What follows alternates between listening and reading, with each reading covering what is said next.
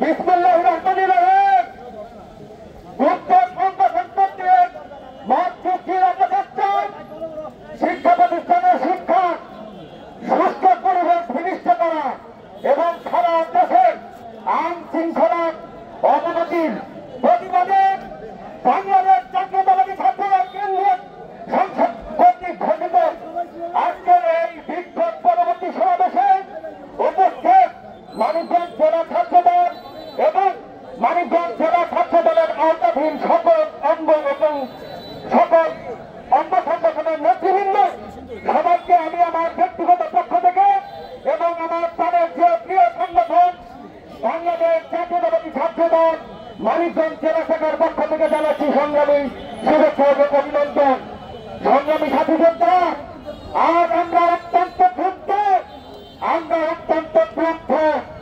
মনে আছে গত বছর এই জুলাই আগস্টে আমরা জনাব তারেক রহমানের আহ্বানে ওই গণঅভ্যুত্থানে যখন সাধারণ ছাত্রছাত্রীদের রক্তাক্ত করা হলো আওয়ামী লীগ, তখন তারেক রহমানের ঘোষণা দিয়েছিলেন আপনারা নামুন, আপনারা তাদের পাশে গিয়ে দাঁড়ান।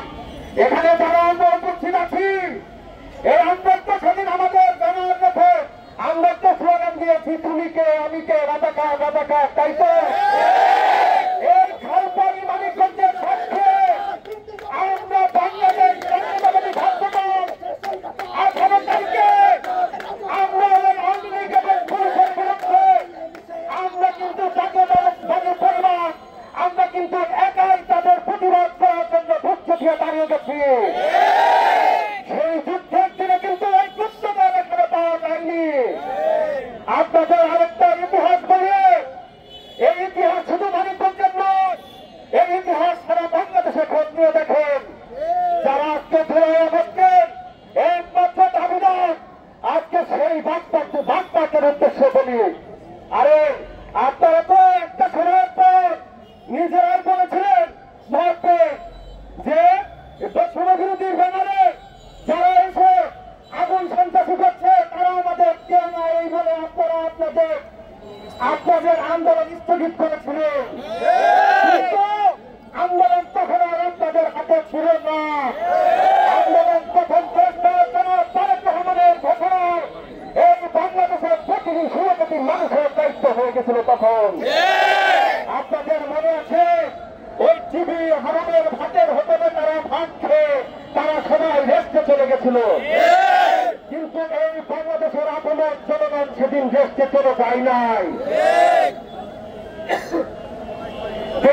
জনাব তারেক রহমান যেমন ঘোষণা দিয়েছিলেন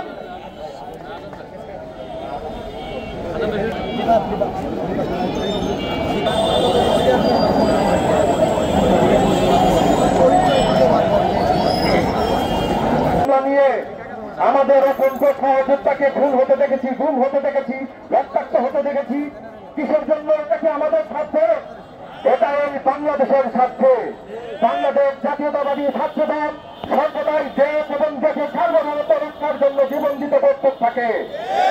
সংগ্রামী সাথী যোদ্ধা, শুধু মানিকগঞ্জের ইতিহাসটা সংক্ষিপ্ত কেন বলি, আজকে যারা গুপ্ত রাজনীতি করে তাদের জন্য বলি, গত 16 বছরে আপনাদের দৃশ্যমান ভাবে রাজপথে কোথাও দেখা যায়নি। সারানীল লাখ কাটাতারে ঝুলতেছিল যখন আমাদের আপনার ফাহাদকে ছাত্রলীগ নির্যাতন করে হত্যা করলো, তখন কিন্তু এই চর্চা দেখা যায়নি। কিন্তু এতে দেখা যাচ্ছে এখন কোথায় জানেন, 24-এর গণঅভ্যুত্থানের পর এরা বিভিন্ন ফ্যাকাল্টি খুললে তারা ঘোষণাই দিয়েছে যে তারা ফ্যাকাল্টি খুলে বিএনপির নামে অপপ্রচার করবে এবং মত সৃষ্টি করবে। আপনাদের বলতে চাই, আপনাদের এই হিরো মানসিকতার জন্য আপনারা একাত্তরে মানবতা বিরোধী অপরাধ করে জাতির সামনে কখনো মাথা নিচু করে ক্ষমা চাননি। আবার সেই ৭১-এর পরাজিত শক্তি এই ২৪-এ আবার সেই সরকারের সাথে হাত মিলিয়ে বিএনপির বিরুদ্ধে ষড়যন্ত্রে লিপ্ত হয়েছে। বিএনপি সুন্দর জানেন, এই রাজনীতিকে জানেন, শহীদ প্রেসিডেন্ট জিয়াউর রহমান শুধু স্বাধীনতার ঘোষণা দিলেন না, শুধু একজন সফল রাষ্ট্রনায়ক ছিলেন না,